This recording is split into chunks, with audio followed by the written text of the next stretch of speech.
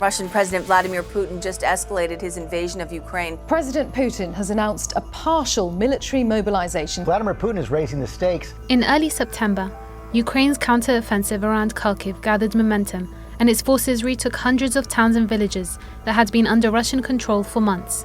Seen as a major setback for the Kremlin's special military operation, this is how the Russian president reacted. Ее суверенитета и территориальной целостности для обеспечения безопасности нашего народа и людей на освобожденных территориях считаю необходимым поддержать предложение Министерства. According to Oxford Languages, mobilization is the action of a country or its government in preparing and organizing troops for active service. So basically, Russia is putting a call out to reservist army units. According to authorities, Russia has approximately 25 million potential fighters as its mobilization resource.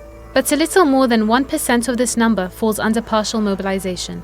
This means that 300,000 military reservists who have previously served in the Russian army and have specialized military skills or combat experience will be conscripted into the armed forces. However, students, people working in the defense enterprises, and parents with 4 or more small children are exempt from conscription. The Russian defense minister has said this would be a one-time boost of personnel. So will this be followed by general mobilization? Unlikely, according to some experts. It's worth noting, though, that this is Russia's first military mobilization since World War II. Analysts say Russia is facing serious manpower shortages on Ukrainian battlefields due to heavy losses.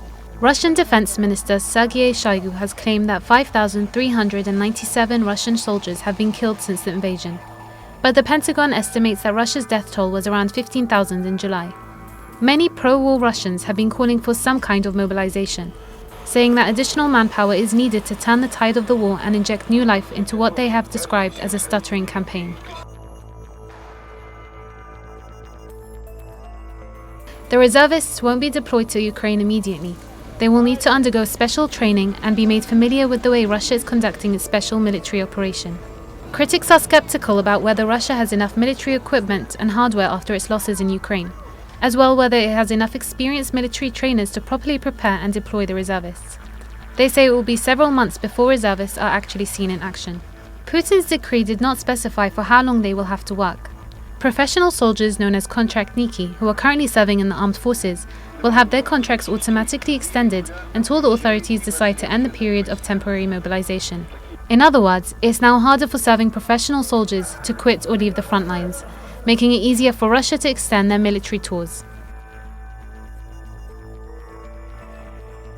Reservists will receive financial incentives and will be paid full-time, like serving professional soldiers. That is up to 4 times the average monthly wage in Russia. So military service is potentially an attractive proposition for many. But Putin's announcement has caused panic. Anti-mobilization protests have broken out across Russia, and more than 1,300 people have been detained. Some are trying to evade partial mobilization and leave the country. Ahead of Putin's speech, How to Leave Russia surged in Google searches.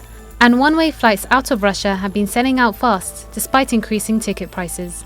So, partial mobilization is one of the reasons why I'm here. Very poor step, and seems to be that it can lead to lots of problems to lots of Russian citizens.